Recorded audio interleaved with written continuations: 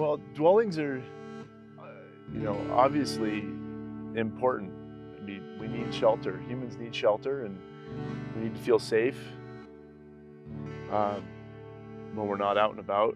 And a lot of energy and love and time, thought goes into building dwellings so that people are comfortable and safe and happy in those spaces. I think we underestimate the importance of the action of building. Although in this business, in the high performance home building business, passive house building business, we find that our clients are all very tuned in to that aspect and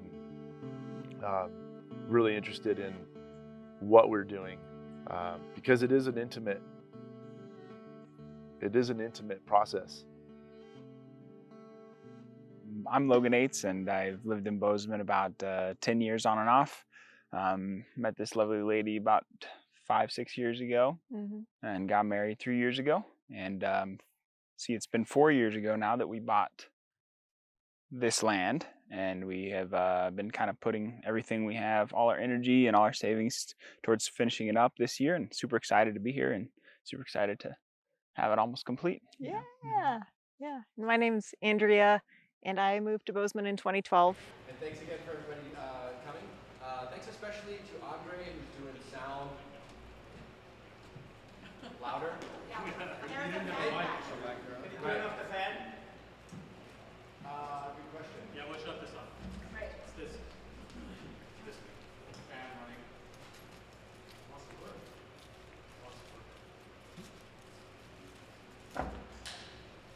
Give it a minute.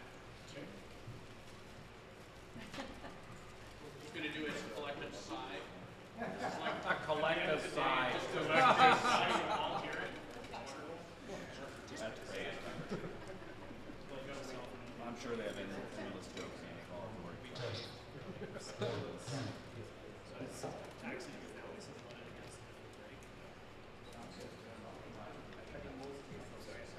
While we're waiting for the fan to cool down, and while you guys are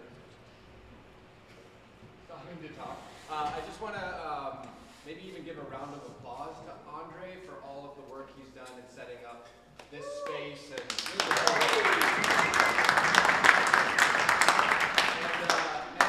to Deborah, who arranged all the food. And I guess I don't need to name all the names, but to everybody else who made this possible today. And thank you again to all of you for coming. Andre, do we have the screen?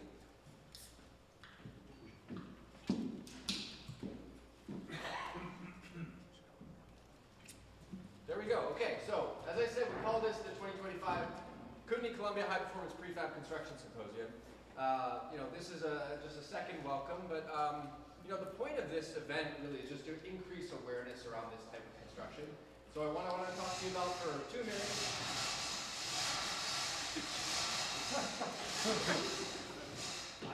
is just kind of 5 key things that we're trying to get across today that we hope that you can sort of help contribute to as part of the discussion here today. I would like to be able to go to the next slide. And there we go. Welcome. So yeah, thanks to Think Bright Homes, thanks to Little Giant Architects, thanks to the Columbia Valley Chamber of Commerce who helped get the word out, and to Veta Windows. We had our morning, we had our lunch. We're going to have 2 upcoming talks by Peter Moonen and Chris Hill, and then we're going to walk around and do a shop tour, stretch our legs a bit. We'll come back and we'll finish up with a final presentation just to conclude everything, and then you guys are welcome to stick around and hang out. And if you want to go out to Uller Bar or something like that later, we can continue to hang out together. I'm not going to be able to do the land acknowledgement nearly as well as Meredith, and I really have utmost respect for kind of that conversation and what's happening in Canada today around reconciliation. But I did want to present this land acknowledgement.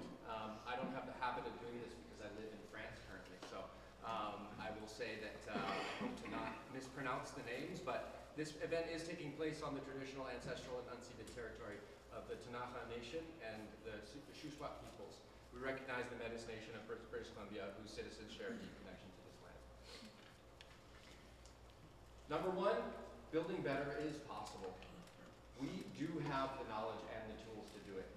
It's not something that is far off in the distance. We're doing it now. It is hard. It's not easy. I think a lot of people sort of think about prefabrication, maybe think it's really easy, or think about high performance and think that we're going to get there without too much thought. It is really hard, but it's especially hard if we keep doing things the way that we've been doing them in the past with the same kind of on-site construction systems. It may be hard, but we are doing it again right here in the Columbia Valley. Higher performing buildings are coming. So we all talked about a little bit about the step code this morning, so we know that that's coming. What are we waiting for? You know, it's time to start to get our hands around these changes and start to do it. Investing in high performance prefab is smart. We're seeing it as a company. We have 25 employees today, whereas 5 years ago we had maybe 6 or 7. So it's smart as a small business, but it's also smart, I think, for the industry at large. And now's the time to expand this way of building.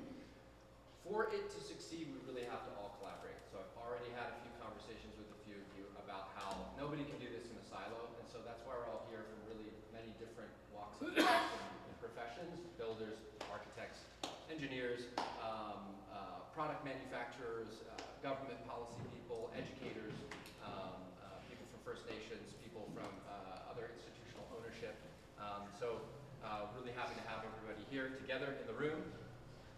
And then we want you to walk away from this event with a sort of a lesson of why should you care? You know, why should you change something about the way you're doing something currently? What's something you learned during this event that you didn't know about before that maybe you can put into motion in the work that you do? And was there something that inspired you today? A specific story you want you to sort of walk away thinking about that a little bit. With that was the first presentation. And I pass it off to Peter Midden. Let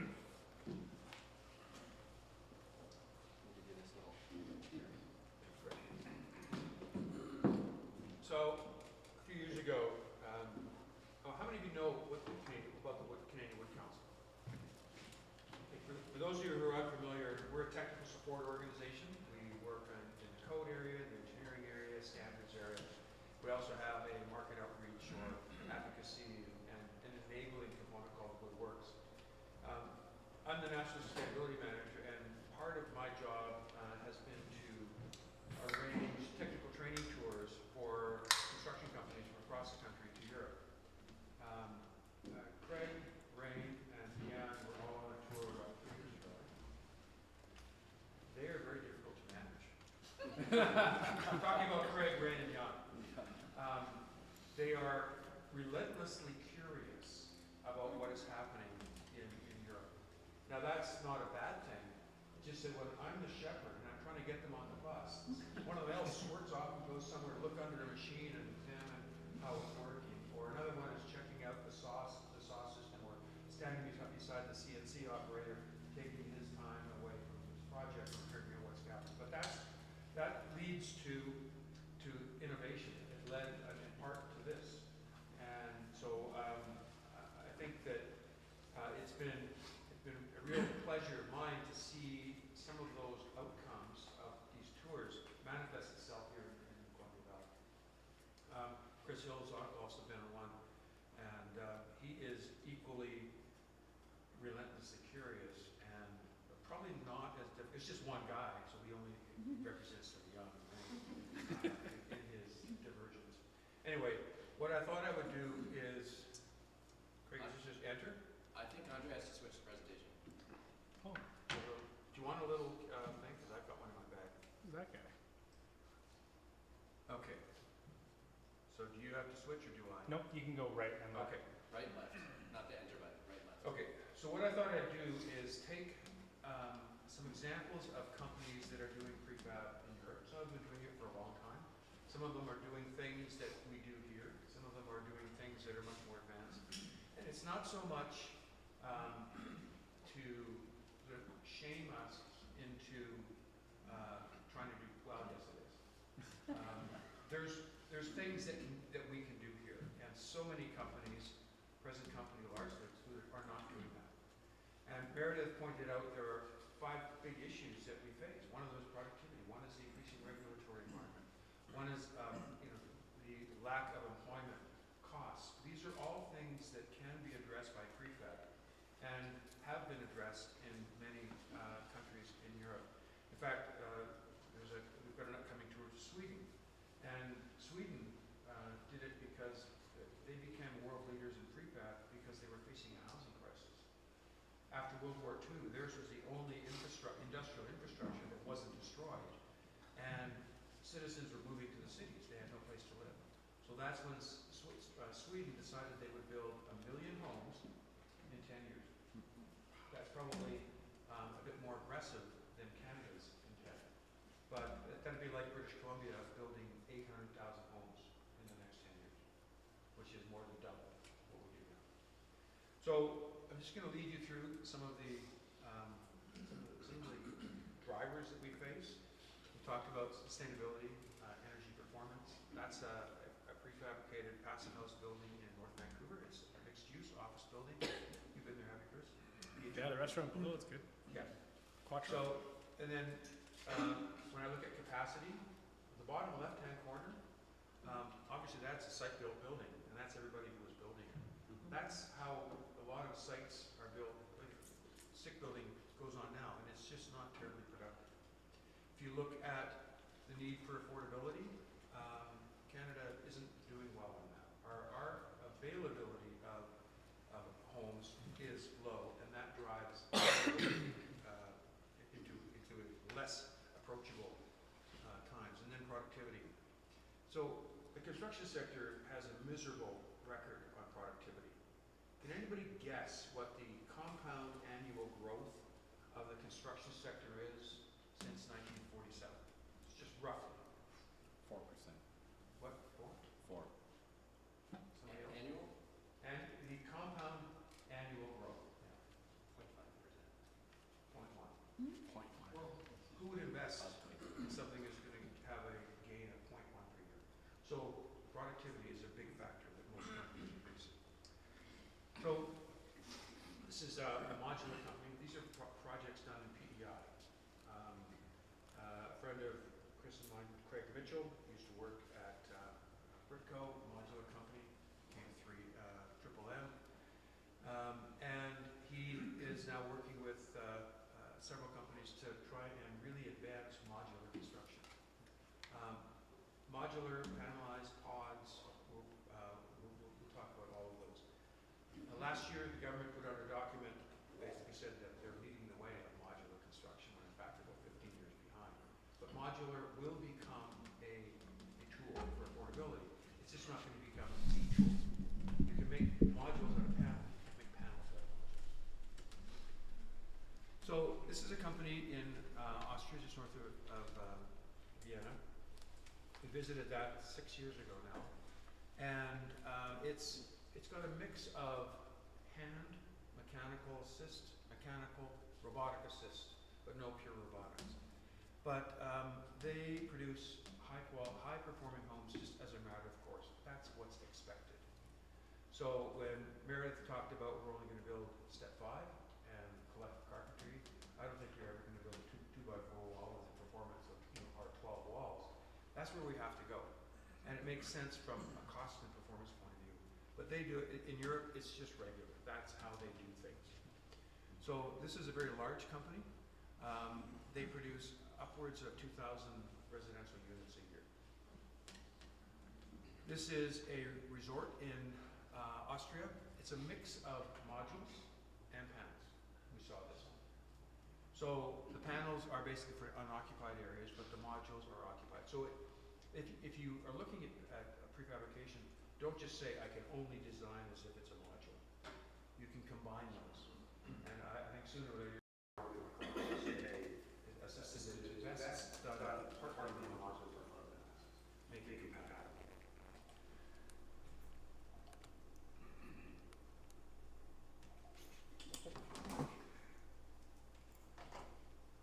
Okay. This is arguably the highest performing prefab company in Germany. Everything is toxic, low carbon, high performance.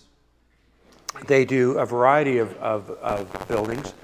The one on the far right is up top is part of I guess it's about a 500 square meter home.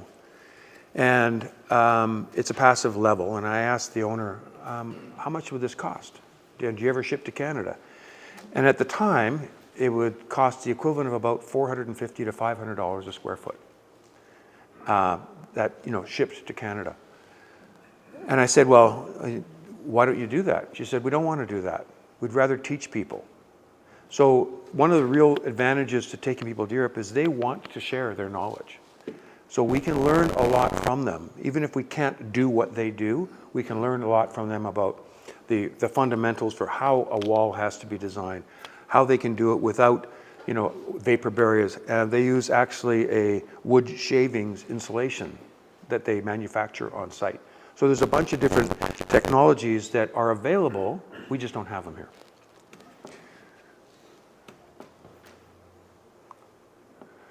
Situ Manufacturing is a company just in Leeds, in England. We visited last year. They do prefabricated panels, and they're also making modules. The middle picture on the right, far right, is the site. There's several dozen homes that have been built. They took a really heavily polluted industrial land base in central Leeds and built their manufacturing plant, which is not much bigger than this, maybe a bit longer. And they build their units there on site. They ship the units maybe 400 meters. So transportation is not a real big issue. But you don't have to be big to be high performing and to have productivity. In fact, this plant and another small company we saw in Scotland operate on about 10,000 square feet, and they do fully enclosed wall panels. Fleming Homes in Duns produces 70 to 80 homes a year in 10,000 square feet. They're more productive on a per square meter basis than some of the companies that have 250 or 300,000 square feet of production. So productivity doesn't necessarily mean big, it means efficient. Fertighaus Weiss is a company, they've got probably 4 buildings like this, and they are one of the highest production companies. They're one of the largest companies, family-owned businesses in Germany, and they have buildings that are stations. There's one for incorporating the mechanicals, others for doing the siding. They do everything. They have a CNC plant for heavy timber. It's a mix of mass timber, heavy timber, light frame, and they produce panels. They've grown to that. It's now being run by the two great-grandchildren of the founders. This is a mass timber student residence in Leoben, Austria. It's done on a budget. It's a student residence. All of the components were CLT, and they were all manufactured off-site. CLT, by its very nature, has to be manufactured off-site. You can't produce the panels, and you can't really CNC them. But it's a really good example of one that is both high performance. The units are small, they're for student, but it's also very cost-effective. Podbow, thanks to Jason Chu. Where are you, Jason? You around? Oh, at the back. Jason told me about this. He took one of his technical tours. UBC does some really great tours as well, and sent me this company. BC Passive House in Pemberton is making bathroom pods. So it's an opportunity if you've got a system, a setup, then it's an opportunity to expand your product line without necessarily having to expand your facility itself. So pods, panels, modules, trusses, floor cassettes, those are all prefabricated elements that save time on task on site. Fukuoka, I'm not even going to try to pronounce Uvascula, I think is the pronunciation, but this is a 9-story mass timber building in Finland. It was an affordable housing project, and it's 9 stories. It goes down behind what you see there is 6 stories. It goes down 3 stories down a hill. But the kitchen, the bathroom, the sauna, and the balconies are all prefabricated. The balconies use a pixel connection and slide on to the outside of the building to keep the thermal bridge down. But all of these, you can see it's 1, 2, and 3-story balcony units that get fit on using this Pitzel connection. So that's volumetric in one respect, but they're all mass timber, affordable housing, and very affordable to operate. Ecosystems Technologies, we saw this last year. They are the only manufacturer of CLT in Scotland. They have a vacuum press at a built environment technology school, research, pilot plant in Glasgow. But they make panels. They use them to make modules. They also have modules. They use light frame and mass timber. And they can slide those modules into frames like that. So again, it's a small company. They were fortunate to have an old shipbuilding facility with cranes and thing about this wide, but about 400 feet long that they can use. But again, they didn't have a lot of money, but they make a really good product, very high performance, and it is cost effective. Just a different method that uses, to get what they need done. You can see the light frame floor. They also do a mass timber floor. This is Cederhusen in Stockholm, Sweden. This is a series of 4 buildings. They started with an 8-story building. They made mistakes on that. They tweaked it and they built a 10-story building. Then they refined that a bit and they built 2 12-story buildings. And it's clad with Western red cedar shakes from British Columbia. 5 minutes? Okay, no problem. And again, this is all prefabricated. But the thing that I like about Cederhusen, and they'll be in Vancouver at the Woodrise conference in a couple of weeks, is they're not trying to build unique buildings, one of a kind, never to be built again buildings. They wanted a system. They said, okay, now we've got it. And then they went from 8 to 10, the low-cost buildings, and they built 2 12s. So practice makes perfect. And then they'll be doing this system in future developments in Sweden. That's the kind of thing we need. Chris and I were talking earlier that it's not about not having customized homes. It's about having systems that allow you to produce customized homes without having to change everything all the time. Increase your productivity by having systems that can be reproduced. This is a prefabricated office building in Austria. Very high performance. The engineer on this was a fellow named Konrad Mertz, who used to work at FP Innovations in Vancouver. Johannes Kaufmann is the architect, and it was all prefab. Passive cooling that is very effective. It's all wood. There is, I can't remember what the orientation is, but we were there in the summer, and it was hot, and the inside wasn't. Was that were you on that part? That was a different tour. But again, prefabrication is not just going to be for residential.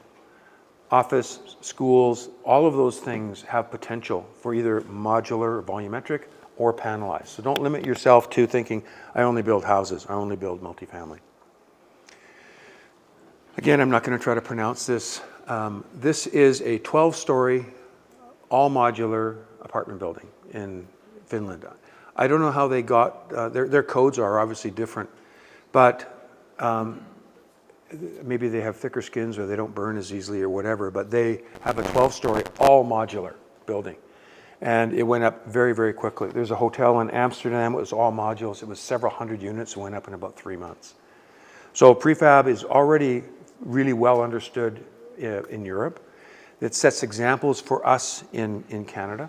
And I think it would be a shame for us not to explore what and how they do, and because we all know the why.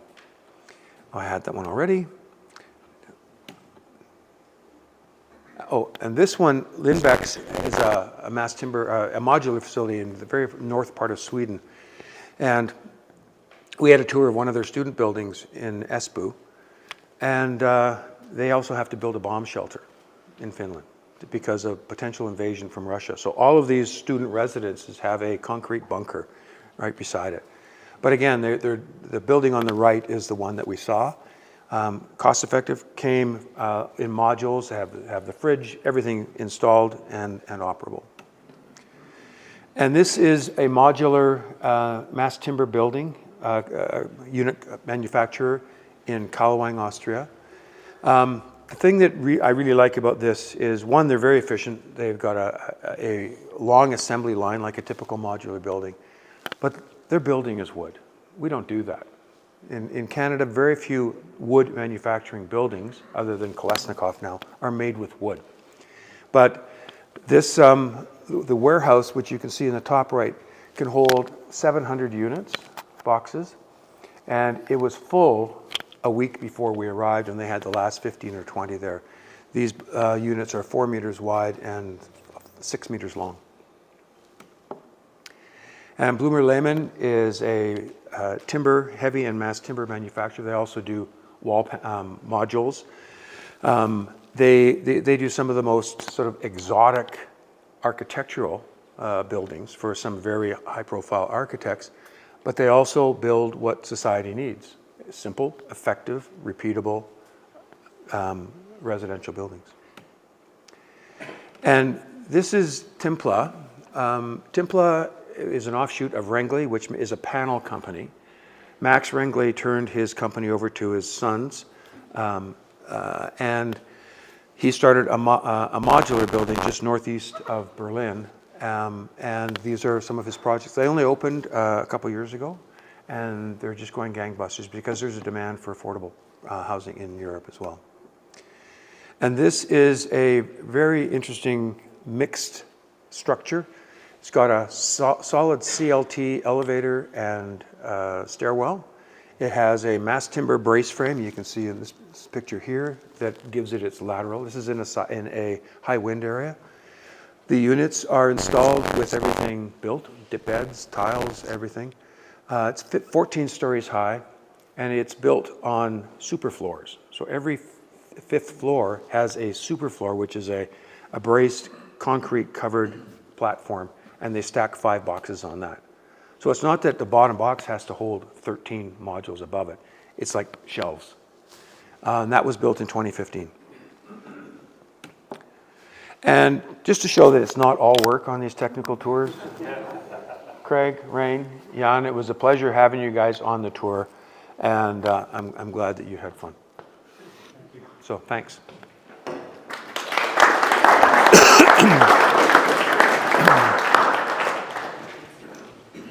Chris Hills. Stand up there. I'm not doing fancy introductions, so thanks everybody, lots of familiar faces. I usually start these now, and I can do it. I'm Chris Hill, I'm a recovering custom home builder. I am happy to say I no longer have a construction company, and even my prefab company kicked off the ground and failed, I think, in record time, like 8 months maybe. It's a hard business, it's tough, it's the reality. Thanks, I'm gonna pause and do this. So yeah, this is sort of my journey over the last little bit. I want to say thanks to the guys at Collective for inviting me out. It's pretty fun. I think I got 20 minutes. I could probably talk for prefab for 2 hours, so anybody want to chat, I'm happy to. Am I going the right way? I think one of the realities that I've found is this concept of do more with less. I think that I come very much from the high performance side of things. I was very involved with Passive House for a long time, built many of those projects, and we got to find productivity. And you start to explore Europe. If you're going to go down that Passive House route, we're going to go Europe, and really that's where the prefab starts to come in and being more productive. Peter said it a few times. I'll try and not say productivity too many times in this presentation, but that's what this is about. How can we do more with less? Whether it be the materials where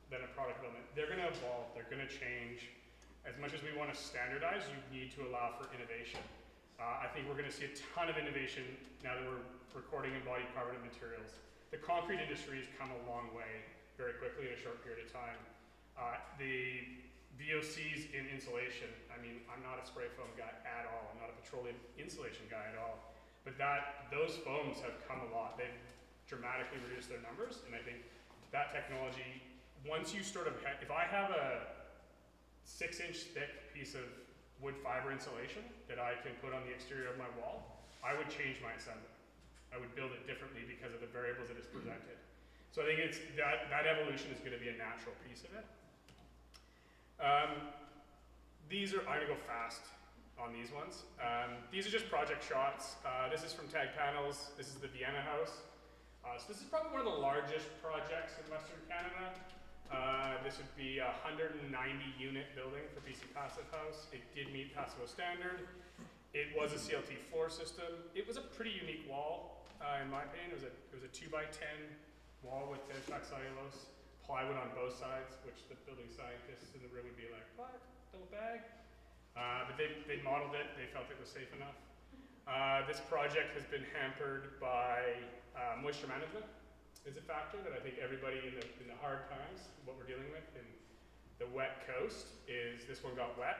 A big part of that getting wet was that 18 inches of foil that just had rain getting whipped into it, into a place that was hard to move water around. So just how you understand that moisture mitigation strategy is now a bigger factor in these projects, and that's where early engagement.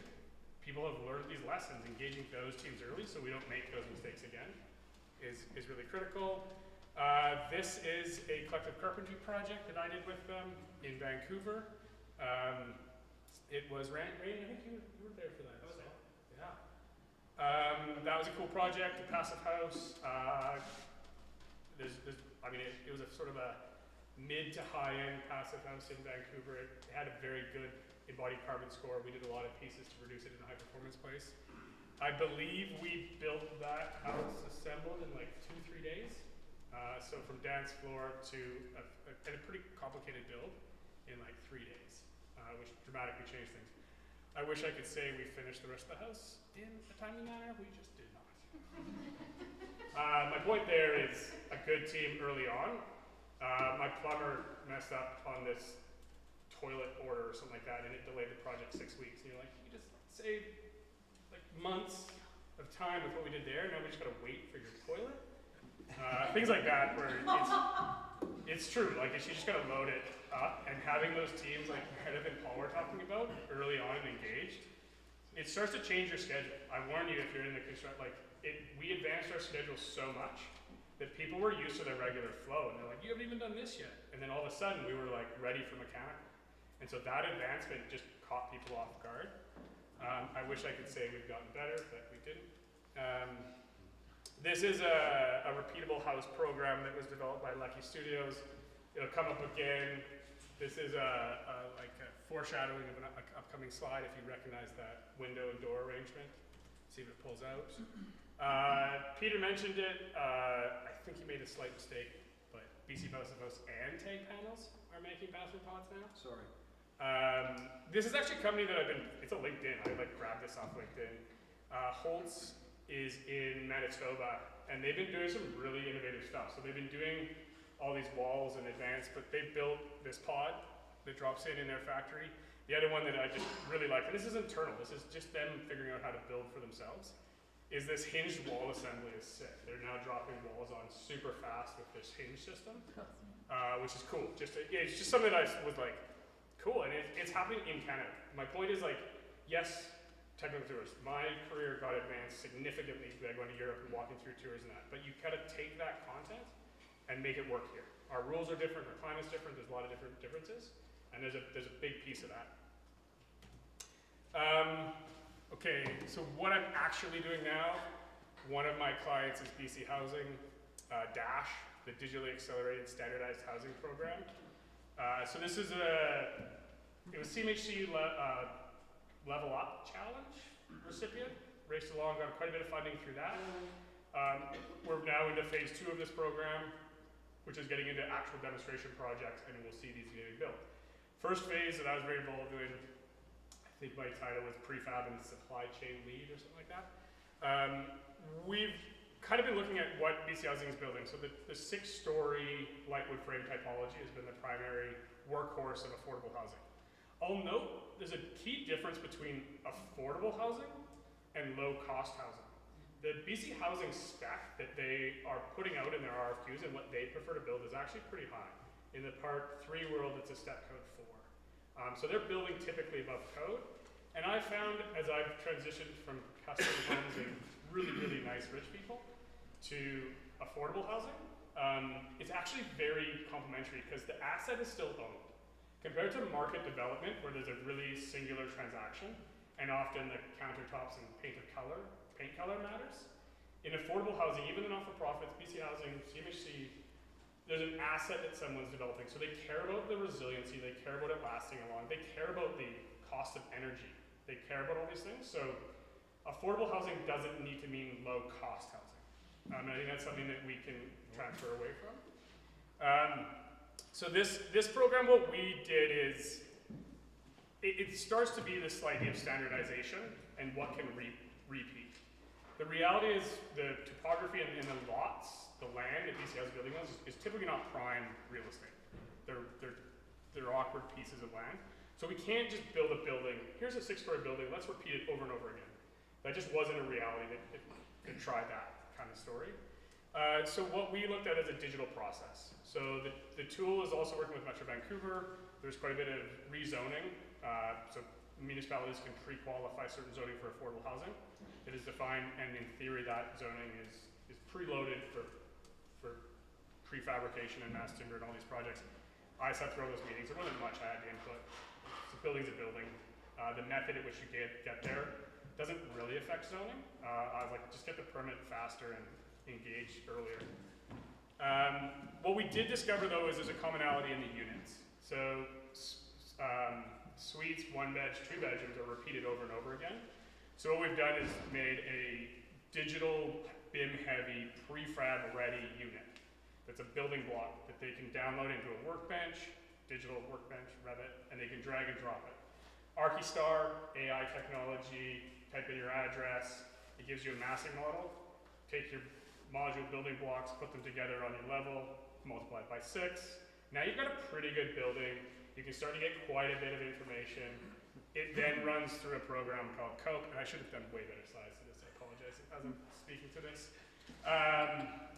It's like this time limit thing, I didn't think I was gonna go this deep, but Cope, Kit of Parts Engine, is a tool that you can then upload that BIM-rich concept and run a series of iterations. So collective carpentry has been part of my manufacturing group, so we've been iterating on the wall systems, different elements that you can then optimize. So what is that optimized wall?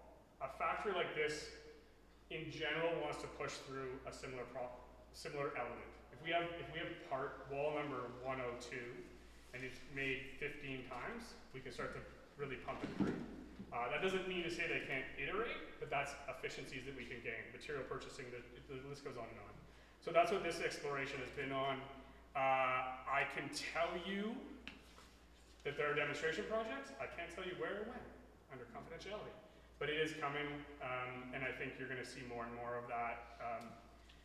On this note, I've been fortunate to wear this hat, and politically, it's been good timing. That's what I would say. So there has been a number of conversations with Infrastructure BC on their work around schools, long-term care homes, hospitals, those sort of things. And what can they take from this idea of repetition and prefab into their capital asset work, and sort of pre-designing, pre-templating those. So that is also in conjunction, starting up more and more now. You've got, on a political level right now, it used to be called JEDI, which was like the best acronym, Jobs Economic Development, is now JAG, which is just not as cool. So we still call them JEDI, because none of them change their emails either. So I wouldn't, my emails have JEDI on it. They've been in the Office of Mass Timber, OMTI, is now housing wider portfolio around prefab and offsite. So on the provincial level, you'll see more involvement from them. Ministry of Housing is co-working with that to increase sort of the piece. If I go to the next one, this is sort of the political slide. So nobody was paying attention to us, or me, in a long time, and then we had a $26 billion prefab promise in an election, and now everybody's paying attention to Canada. Our market was tiny. There's tons of investment flooding in. I wouldn't say flooding in yet. I think there's a lot of awareness and there's a lot of like, where's this going, what's happening? In that regard, a Canadian Industrialized Construction Coalition was formed. I was part of drafting and editing a letter to the Carney government of how to spend $26 billion. I'm pretty sure it's public. 5 minutes, cool. I'm on the second last slide. If it's not public, I would happily make it public. So that's been a good tool. To summarize it, what industrialized construction needs at this federal level is structured demand, production schedules that are just consistent. It doesn't have to be the product that runs through, but just if you know as a factory to run through it, and you know what you've got coming down the pipe, you can then plan your capital expenditures, you can do all sorts of stuff to build that out. So it's about structured, stable demand has been a big piece of it. There's been a big conversation about financing. So upfront financing, bridge financing, more money earlier in the construction contracts to pay for the early engagement, and all the material that can be bought before it goes to site. So changing that financial piece. The other piece would be faster permits. Policy stuff that gets these homes built faster is really the three big anchors of that document. UNB, Brandon, and the guys in the East have built up a roadmap to transform Canadian construction industry. They're definitely, these groups are sort of collating. I get to wear this cool, fun BC Housing hat, not being a BC Housing employee, and have all these conversations. Structured definitions, sort of roadmaps of where this can go is all coming out of that. A lot of it's emulating, again, Europe, UK, and pushing it into a regional context, or a context that we can utilize in Canada. I would say the other piece is that, like, there is a decent moment of the other one that I was going to mention is the 10 standardized designs. I was part of that program. So the BC Ministry, I think in this region and the single families and the multiplexes, there are a good set of designs. I was part of the design of them. I can confidently tell you they are not prefab ready, as much as I've said that in the news. But they can be. It wouldn't be a stretch. They were not designed for prefab, as much as I yelled in the meetings. But they wouldn't take long. Yan and I have talked lots about getting some CAD files going on them, optimizing them a bit. It wouldn't take much. The system that they've created is actually quite sophisticated in that it's a bunch of repeatable elements. So there's no reason you couldn't take those elements. Outside of that really annoying front window door I showed you flying through the air, which is a tough piece, but it's something that can be done, and it's taking a common kitchen, a common bathroom, common wall assemblies, and doing, there's 10 designs in there, but it's really a series of systems that you could do hundreds of designs and meet the sort of clientele needs. I've heard there's lots of different opinions on the design. I've heard Russian brutalism, I've heard all sorts of different stuff, but there is a pretty good push for there. I think there's an inherent, generally in the provincial level and politics, they've spent some money there, so they want to see some success in that program. So I think you'll see that come together as we go. And then I think my very last slide is this sort of the repetition flywheel. So the reason for this, or the why, if we start with standardization, which I actually don't like the term standardization, because I think if you're going to standardize something, you've got to make sure it's going to be repeated. But standardization does lead to speed. It does allow us to get faster. It starts to define cost certainty. I think, Meredith, you had cost certainty as one of the values of prefab. I love to see that coming through. That then generates demand. So these factories can run properly. That then leads to volume. That will lower the cost. That's just how that operates. It's supply and demand. You start spinning that up when we repeat. That's how we get to affordable housing goals. That's how we get to where we need to go in that regard. So that's what I have. Thank you, Chris.